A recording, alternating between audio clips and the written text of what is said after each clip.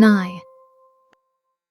Imagine living in a city that is basically a mashup of Las Vegas, Washington, D.C., and an Ivy League university. Oh, wow. That is quite the combination. Right. It's glittering, it's powerful, and it is just the absolute intellectual and cultural center of your world. But there is a massive catch. There always is. Yeah, the government of the city demands that you worship the political leader as a literal living god. And not just symbolically either. Exactly. Not just as some polite nod to tradition. They demand actual worship, every single day. And if you refuse, you don't just, lose your job or your social standing. You could be executed on any given Tuesday.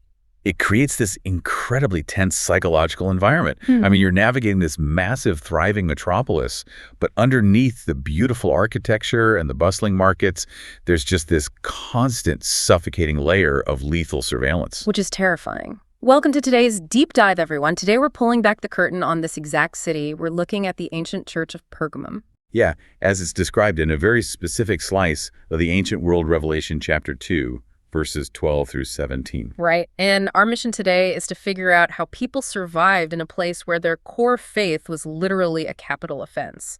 We're going to uncover the intense daily struggles of these early Christians, look at the very real danger of internal compromise, and, extract some insights about what it actually takes to hold firm under unimaginable pressure. It's going to be a heavy one. It really is. Okay, let's unpack this, because Pergamum was an absolute pressure cooker. Definitely. And the contrast between Pergamum and other cities in the Roman Empire at the time is really the key to understanding that pressure, I think. How so? Well, for many early believers scattered across the ancient Mediterranean, the danger of persecution was terrifying, obviously, but it was often episodic. Think of it like a terrible storm that just rolls through every now and then. Right, like it passes. Exactly. In a lot of places, you faced lethal danger maybe once a year during a mandatory festival where you had to offer a sacrifice to the emperor. You'd lay low, wait for the day to pass, and then you basically breathe a sigh of relief for another 12 months. But Pergamum was different. It was an entirely different beast. The Christians there faced this lethal test daily. The threat of death wasn't just some red circle on an annual calendar. It was the everyday atmosphere they breathed. Man, I think when we hear the phrase ancient city, our modern brains tend to picture a dusty rural backwater, a few mud brick houses, a central, maybe some sheep wandering around. Right, the typical Hollywood set. Yeah. But Pergamum was a cultural powerhouse. The 19th century archaeologist Sir William Ramsay actually described it by saying that beyond all other sites in Asia Minor, it gave the impression of a royal city, the home of authority. It was the ancient capital of the Roman province of Asia. And the Roman writer Pliny even called it the most distinguished city in Asia. And it had the intellectual capital to back up that political prestige, too. Pergamum boasted a staggering library. Oh, this is the famous one, right? Yeah. This was the collection that Mark Antony notoriously gifted to Cleopatra. We are talking about hundreds of thousands of parchment scrolls. It was second only to the legendary library in Alexandria. That's insane. So you have the brightest minds, the philosophers, the intellectual elite of the ancient world gathering in its halls. Exactly. Which makes for a really jarring juxtaposition, because on one hand, you have this beacon of elite intellectual thought, but on the other hand, the skyline is absolutely dominated by fanatical religion. It was a massive center for Greco-Roman worship. Yeah, you'd walk through the streets and see these towering, ornate temples dedicated to Athena, to Dionysus, to Zeus, and to Asclepios. Oh, Asclepios, the god of healing. Right. People actually traveled from all over the empire to visit his medical shrines there. It was basically the ancient equivalent of the Mayo Clinic. That's a great way to put it. But amidst all those magnificent temples to the ancient gods, there was one specific temple that created the ultimate crisis for the early Christians. The temple to Augustus. Built around 29 BC. Yeah, and that specific building changed the trajectory of the entire region. When Pergamum built that temple to Augustus, it became the literal birthplace of the emperor cult in the province of Asia. Wow. They were the pioneers of state-sponsored emperor worship. And they later added two more massive temples dedicated to the emperors Trajan and Septimus Severus. Okay, I want to pause on that because this is where my modern brain gets a little confused. Sure. The Romans were famous for conquering new lands and basically just absorbing the local gods into their own pantheon. They were fairly pluralistic in that sense. They were, yeah. Very open-door policy for deities. So why did they care so much about this one tiny sect of Christians? I mean, they weren't primarily being hunted down for rejecting Zeus or Athena. No, they weren't. The lethal line in the sand was specifically rejecting the emperor. This feels less like a theological debate about whose God is real and more like a mandatory patriot loyalty test taken to a terrifying extreme. That is a crucial distinction to make. In the modern world, we're so used to a neat separation between church and state. Right, keep them completely separate. But Roman pagan culture didn't possess that concept at all. Civic duty, patriotism, economic participation, and religion were all tightly braided together into one single rope. Wow. For the Romans, worshiping the emperor was the glue that held their sprawling, diverse empire together. It was the ultimate proof that you were a loyal citizen. So if you were a Christian walking through the marketplace in Pergamum and you Yeah. refused to walk up to the altar, pinch some incense, drop it in the fire, and say Caesar is Lord, they didn't just view you as religiously stubborn. Not at all. They viewed you as a traitor. A literal traitor to the state. Yes. You were committing an act of dangerous, subversive treason that threatened the stability of the entire state. And you have to remember, the Roman mindset was highly superstitious. Like they thought bad things would happen if the gods were mad. Exactly. They believed the Pax Romana, the peace of Rome, was maintained by the favor of the gods. If a group of citizens refused to honor the divine emperor, they might anger the gods and bring famine, plague, or military disaster down on the whole city. Jeez. So rooting out Christians wasn't just religious persecution to the local magistrate. It was a vital matter of national security. It was civic necessity in their eyes. And because this inescapable machinery of emperor worship was born and perfected in Pergamum, the biblical text in Revelation uses a really intense, highly specific phrase to describe the city. It does. It calls Pergamum the place where Satan's throne is and where Satan dwells, which is a shockingly heavy label to drop on an entire city. It is incredibly stark. But when you understand the historical reality we just discussed, the phrase makes perfect sense. Yeah, it really does. The text is directly calling out the lethal emperor cult.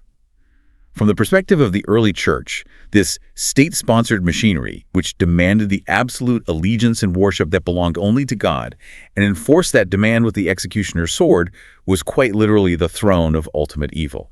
It was the epicenter of their trauma. Exactly. And yet, despite living in the literal shadow of Satan's throne, the text highlights their incredible legacy.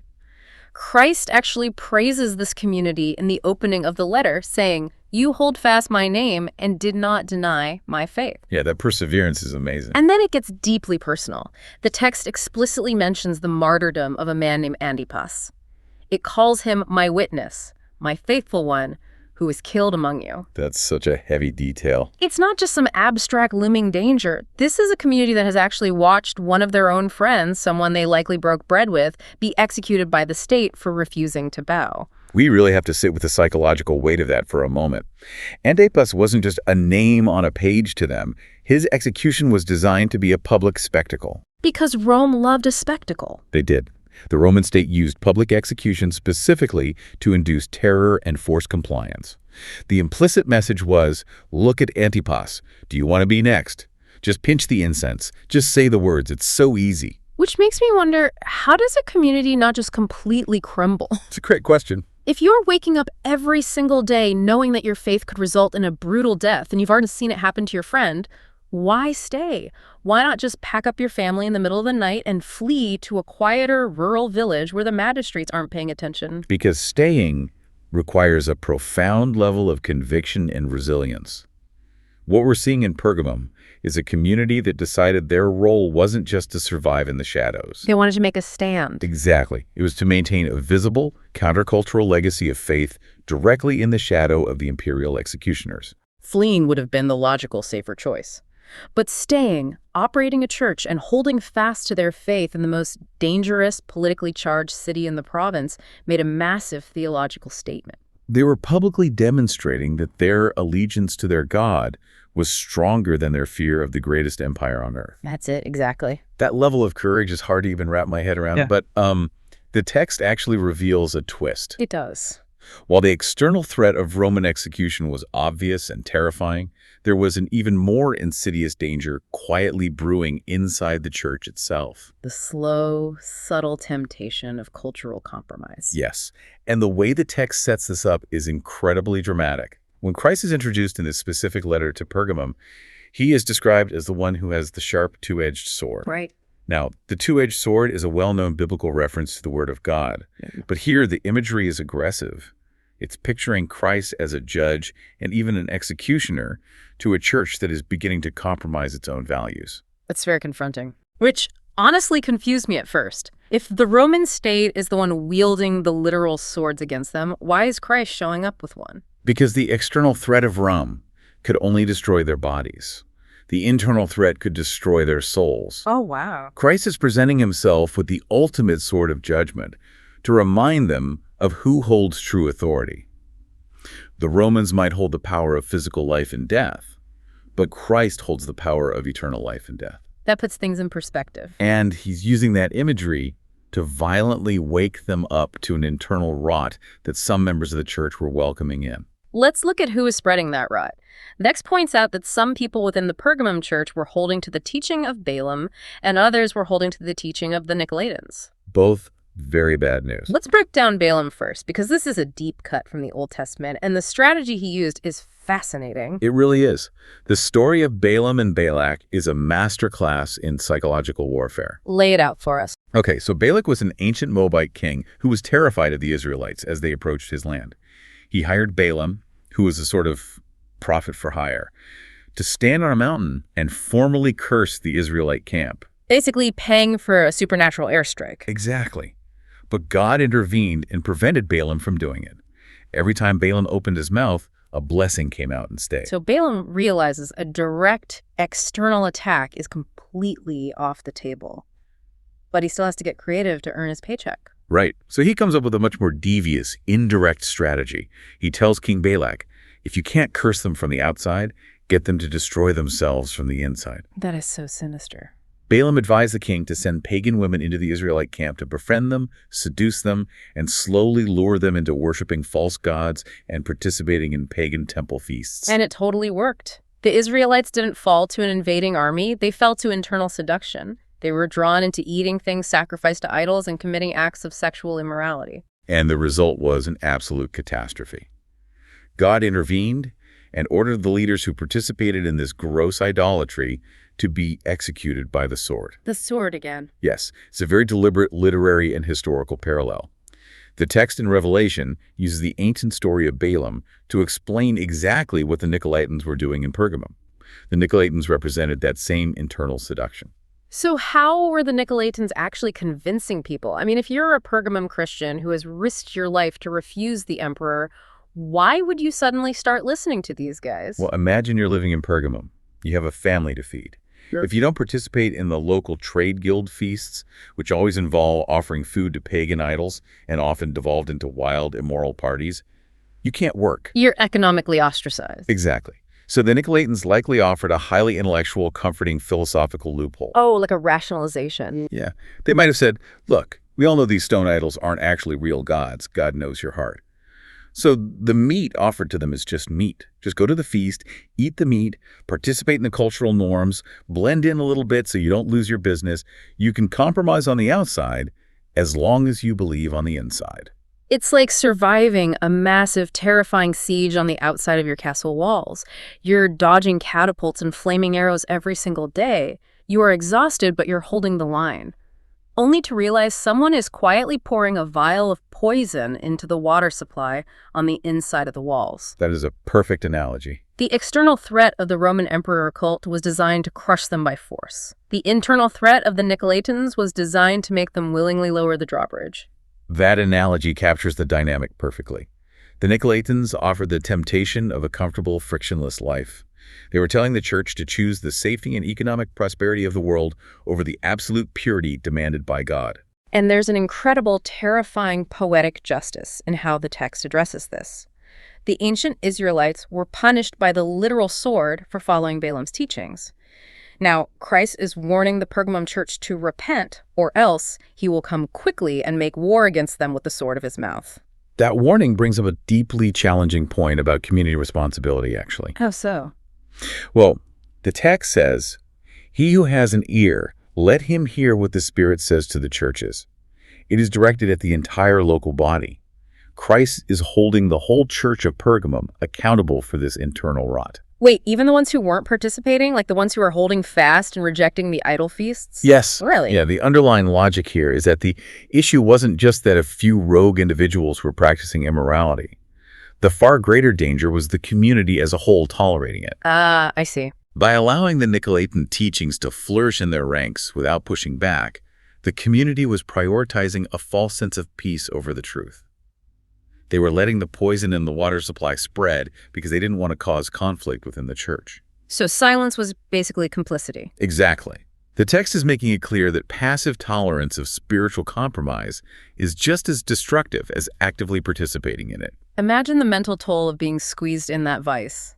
On one side, the state is threatening to execute you if you don't worship the emperor.